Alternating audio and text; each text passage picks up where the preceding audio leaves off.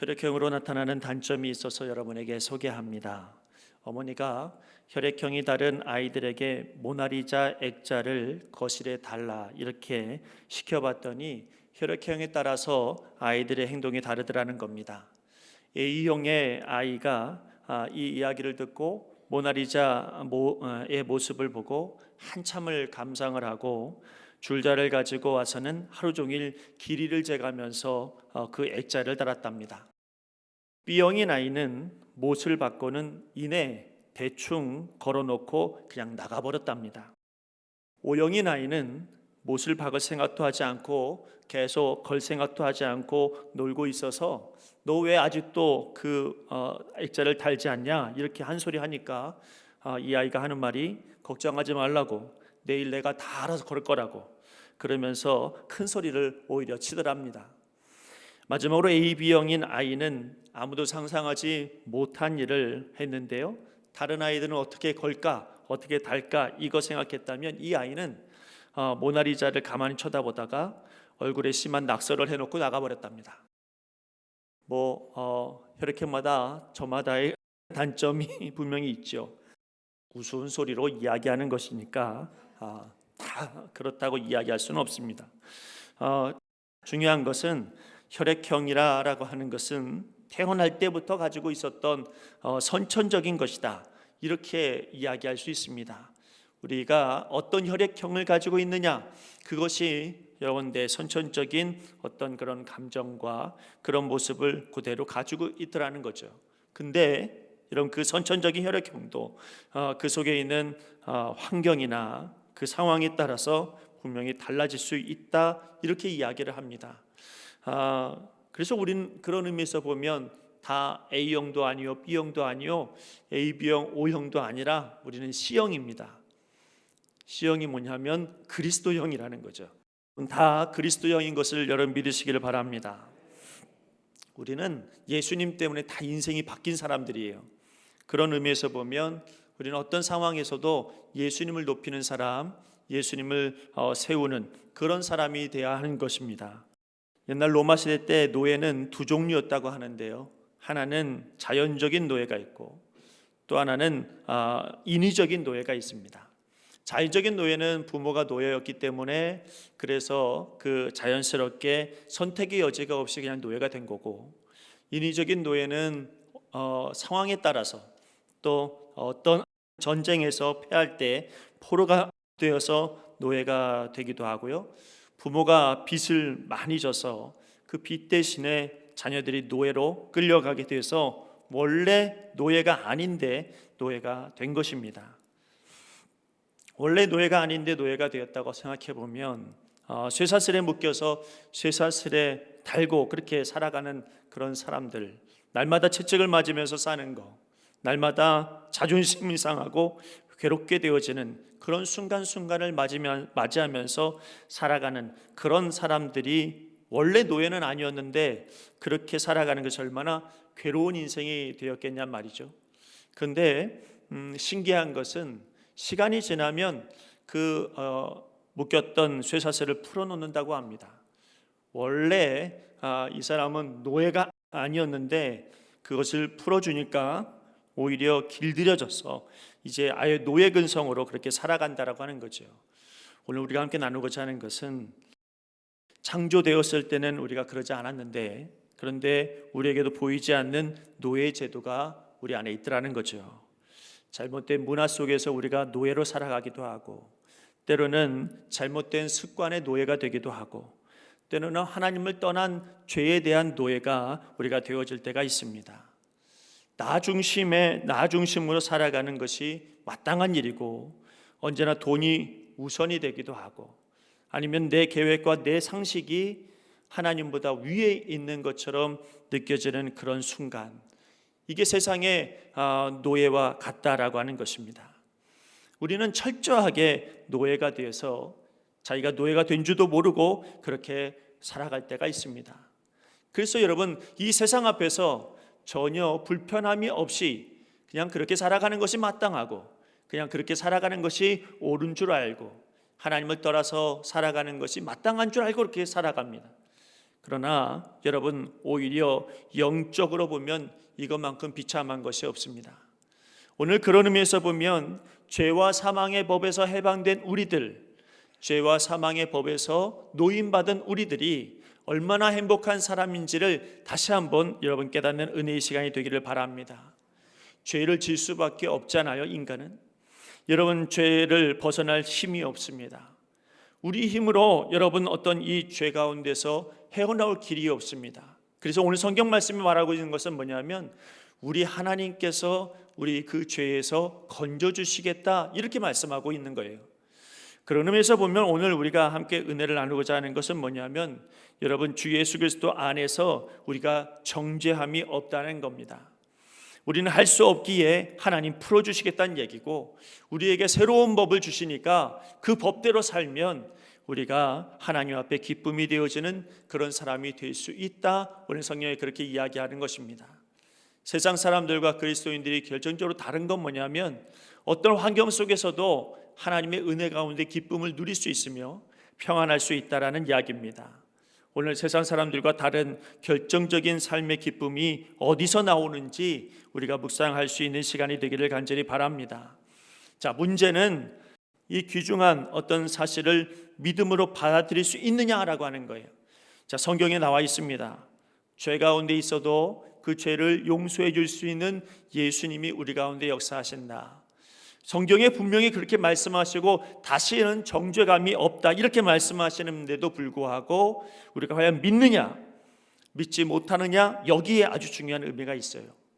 근데 여러분, 하나님께서 우리에게 믿음으로 다 받아들이면 그러면 언제든지 하나님의 용서를 받을 수 있다고 말씀하시는데 사실 사람들이 잘 믿지는 못합니다.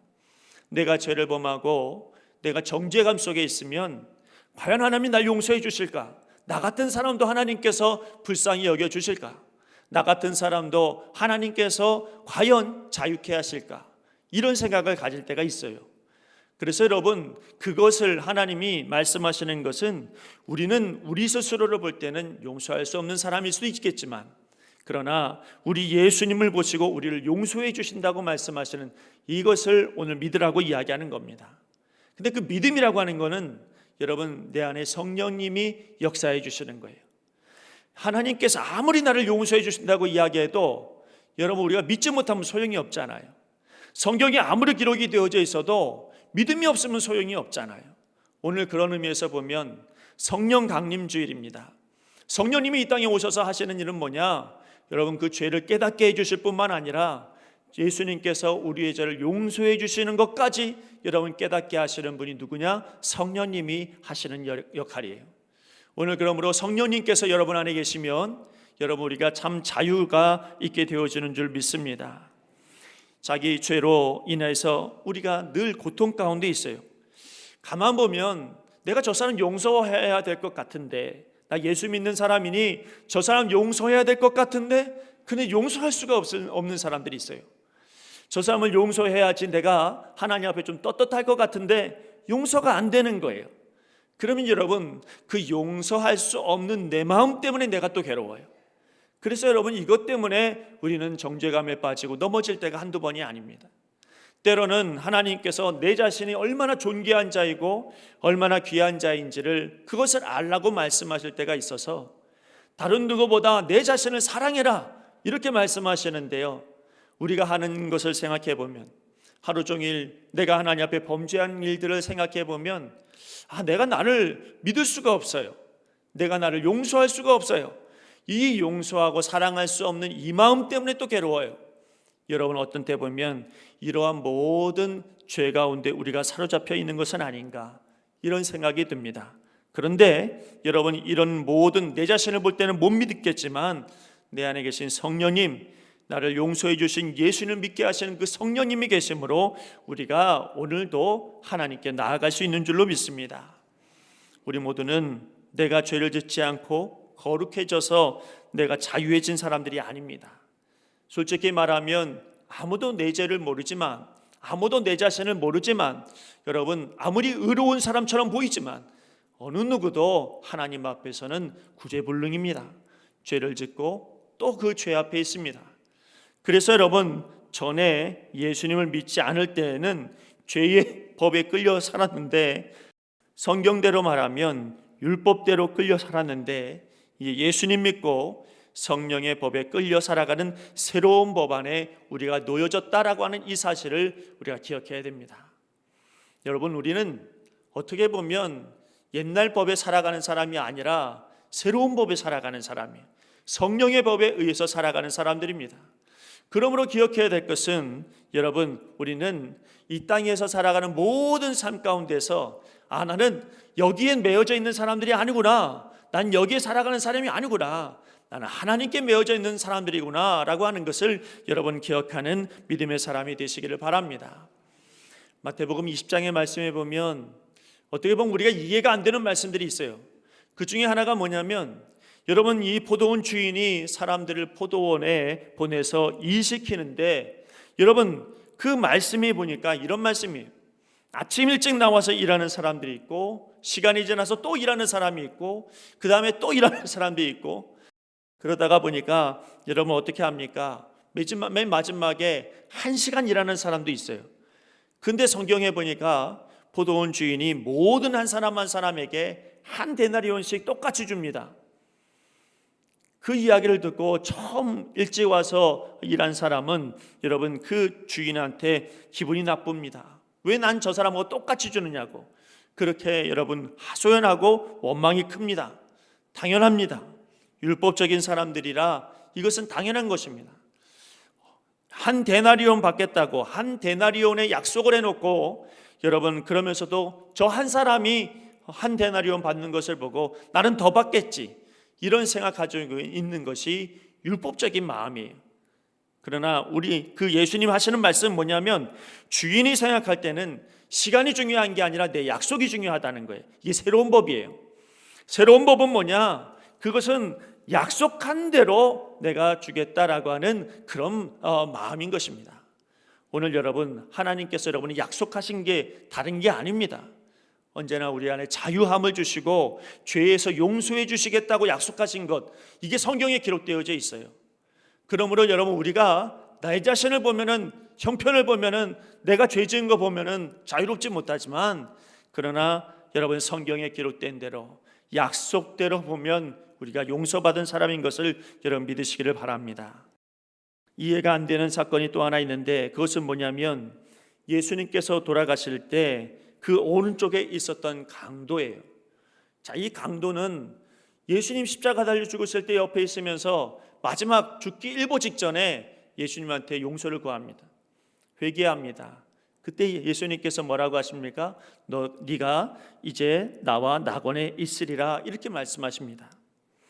아니, 그렇게 맨 마지막에 가셔서 예수님께 회개한 사람을 하나님께서, 예수님께서 용서해 주시고 천국으로 인도해 주시면, 지금 내가 열심히 봉사하고 열심히 헌신하고 열심히 예수 믿었다가 그리고 나중에 예수님한테 가는 것과, 아니면 평생 놀다가 나중에 예수님 만나서 나 용서해 달라고 이렇게 이야기하면 되지 않을까?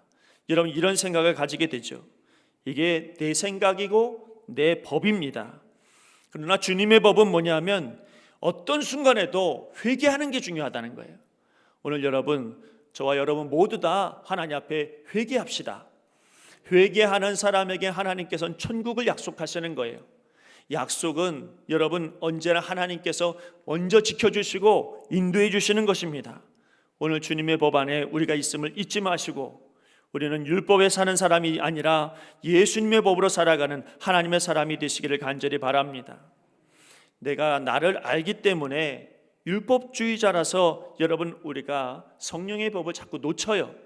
그러나 성령의 법은 우리가 언제나 우리를 구원해 주시기 위한 하나님의 법이요, 성령의 법은 하나님 나라의 법인 것을 여러분이 잊지 마셔야 됩니다.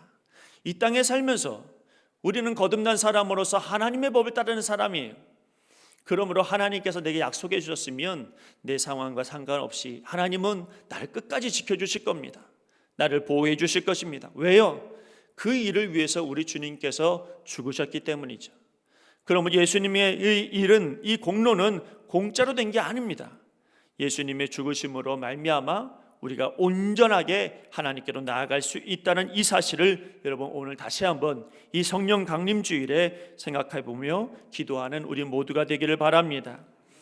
예수님이 그걸 위해서 죽으셨기 때문에 우리가 주님 때문에 해방된 거예요. 이런 사람에게는 다른 게 없습니다. 이런 믿음이 있는 사람, 성령님이 내가 이런 믿음 주시는 사람, 이런 사람이 무슨 다른 말을 하겠어요? 우리는 아무리 생각해도 죄 짓는 사람이니 늘 죄인이니 하나님 앞에서 늘 감사하는 일밖에는 없습니다. 나를 구원해 주시고 나를 하나님 앞에 사용하시고 인도해 주신다는 이 사실이 우리에게 늘 감사요 축복밖에는 없는 것입니다. 그래서 오늘 성경 말씀이 뭐라고 하냐면 이런 사람들은 꼭 이제는 육의 생각하지 말랍니다. 영의 생각하면서 살라고 말하고 있어요. 이제는 육적인 삶을 살아가지 마시고 영적인 삶을 살라고 오늘 우리에게 말씀하고 계십니다. 이 새로운 법을 성경에 예수님 뭐라고 하시냐면요, 마태복음 5장의 8복으로 말씀하십니다. 이것은 여러분 이 땅의 법으로 이야기할 수 없는 이야기입니다. 이 땅에서는 심령이 가난한 사람이 복이 있다고 말하지 않습니다. 그런데 하나님께서는 심령이 가난한 사람은 복이 있답니다. 여러분 애통하는 사람은 이 땅에서는 복이 없습니다. 그런데 여러분 하나님 나라에서는 하나님을 위해서 애통하는 사람이라면 하나님 복이 있다고 말합니다. 여러분 온유한 자, 의에 줄이고 목마른 자, 긍휼히 여기는 자, 마음이 청결한 자, 화평하게 하는 자, 의를 위하여 박해받는 자, 어떻게 보면 이런 사람들은 이 땅에서 전혀 복이 없는 것처럼 보이는데 하나님께서는 이런 사람이 복이 있다 이렇게 말씀하고 계십니다. 왜 그렇습니까? 여러분 우리는 새로운 법으로 살아가고 있기 때문에 그래요. 성령의 법으로 우리는 살아가고 있는 사람들이기 때문에 그렇습니다. 오늘 여러분 우리가 어떻게 살아가야 될지를 다시 한번 곰곰이 생각해 보기를 원하는데요, 영의 생각, 육의 생각하지 마시고 영적인 마음에 거기에 마음을 많이 투자해서 여러분 영적인 것에 능동적으로 협력하는 우리 모두가 되기를 원합니다. 리고레 목사님이 목적이 이끄는 삶이라는 책에서 뭐라고 했냐면 영에 협력하는 사람, 영적으로 생각하는 사람은 뭐가 바뀌어야 되냐면 첫째는 옛날 태도가 다 버려져야 된다고 이렇게 말합니다. 그래서 여러분이 에베소서 4장 22절에 너희는 유혹의 욕심을 따라 썩어져가는 구습을 따르는 옛사람을 벗어버리고 그랬어요. 옛사람을 벗어버리라. 또 하나 두 번째는 우리의 사고방식을 바꾸라고 말합니다. 에베소서 4장 23절 말씀에 보면 오직 너희의 심령이 새롭게 되어 그랬어요. 그러므로 여러분 우리가 심령이 새롭게 되어져야 돼요. 마음이 달라져야 돼요. 부정적이면 안 됩니다. 이제는 긍정적으로 바뀌어져야 된다는 이야기입니다. 또 하나 리월의 목사님 뭐라고 이야기했냐면 여러분 우리의 성품이 예수님처럼 닮아져 가야 영의 생각을 하는 사람이 될 수 있다 이렇게 말합니다. 성품이 달라져야 된다는 거예요. 아직도 옛 성품을 가지고 여러분 고집을 가지고 살아갈 것이 아니고 우리의 성품이 예수님처럼 닮아져가는 그런 모습이 되었을 때에 우리는 모든 것이 영적인 생각으로 성령이 함께 하시는 그런 자유한 사람으로 우리가 나아갈 수 있다라고 말씀하고 있는 것입니다. 여러분 이러한 영적인 것에 능동적으로 참여하다가 보면 내 안에 성령님이 계시는 것이 느껴집니다. 성령님이 역사해 주시는 것이 느껴지는 이유는 내가 자꾸 영적인 생각을 하고 영적인 것에 참여하면 그렇습니다. 기도하다가 보면 성령님이 함께 하심을 느낍니다. 말씀을 보다 보면 성령님이 역사해 주시는 것이 느껴집니다. 예배를 드리는데 육체적으로 예배 드리면 아무런 감동이 없지만 영으로 예배 드리면 하나님께서 기뻐하시는 것이 느껴집니다. 오늘 여러분 그런 영적인 예배, 하나님께서 기뻐하시는 예배가 되시기를 간절히 바랍니다. 영으로 예배하는 것은 성령으로 예배하는 것이라, 그러므로 여러분 우리의 마음이 예수님의 마음하고 똑같아집니다. 무슨 일을 해도 영적으로 하면 예수님의 마음하고 똑같아지잖아요. 그러면 우리 하나님이 기뻐하실 수밖에 없습니다. 오늘 성경이 뭐라고 이야기합니까? 육신에 있는 자들은 하나님을 기쁘시게 할 수 없다고 말합니다. 내 생각대로 내 마음대로 하는 거 하나님 기뻐하시지 않습니다. 하나님 기뻐하시는 것은 어떻게 하면 하나님 앞에 영적으로 나아갈 수 있을까? 어떻게 하면 기도하며 나아갈 수 있을까? 하나님 마음을 어떻게 하면 흡족하게 하며 살아갈 수 있을까? 이것이 바로 영적인 그런 능동적인 참여가 되는 것입니다. 하나님은 그동안 율법으로 인해서 고통받던 우리들을, 육신의 죄로 인해서 고통받던 우리들을 구원하시기 위해 예수님 보내주셨고요, 이제는 성령으로 우리를 자유하게 하셨습니다. 전에는 하나님께서 우리를 보시고 기뻐할 일이 없었습니다. 왜냐하면 옛날 법 가지고 살아가고 있으니까. 그러니 오늘은 여러분, 다른 법을 가지고, 예수님의 법을 가지고, 성령의 법을 가지고 우리가 살아가고 있기 때문에 마음이 달라져야 된단 말이죠. 이런 사람들은 하나님께서 기뻐하시고 은혜로 여기실 줄로 믿습니다. 여러분, 이제 우리 하나님께 같은 생각을 갖는 사람이 되려면 내 안에 성령님이 계신 걸 매일 느껴야 돼요. 느끼지 않는 사람들은 내 안에 얼마나 소중한 분이 계신지 잘 모릅니다. 내가 얼마나 더 귀한 존재인지 잘 모릅니다. 그러니까 정죄하고, 그러니까 또 넘어지잖아요. 그러니 이제는 여러분 한 사람 한 사람을 귀하게 여기는 하나님의 사람이 되시길 바랍니다. 옛날에 미국에 공항이 있을 때, 그때 어떤 사람이 예치 씨라고 하는 사람인데, 이 사람이요, 땅을 하나 샀어요. 땅을 샀는데 공항인 줄 모르고 산 거예요. 경제공항을 만나니까 이 사람이 이것을 대출받아서 샀는데 이자에 이자를 갖고 계속 그렇게 힘들어요. 그래서 이 땅을 팔아버려야 되겠다, 이렇게 생각을 했는데요, 어떤 한 청년이 그 팔려고 할 때 딱 나타나서 내가 여기 석유 탐지를 한번 해보겠는데 그래도 괜찮을까요? 묻는 거예요. 이 사람이 어차피 팔 거니까 이제 하라고 임대 계약을 합니다. 그때 거기서 이제 하루에 8만 개럴, 마치 그 당시에 16만 브러치의 그런 어떤 석유가 나왔고요, 그 이후로도 계속해서 12만 5천 개럴씩 석유를 뽑아냅니다. 여기는 아무리 생각해도 이건 팔아도 마땅한 그런 땅인데, 아무리 봐도 가치가 없는 땅인데, 아무리 봐도 별 볼 일 없는 땅인데, 그 안에 알고 보니까 석유가 있더라는 거예요. 여러분, 우리는 내 삶을 돌아보고, 내 가정을 돌아보고, 내 기업을 돌아보고, 내 주변 환경을 돌아보면 넘어질 때가 한두 번이 아니에요.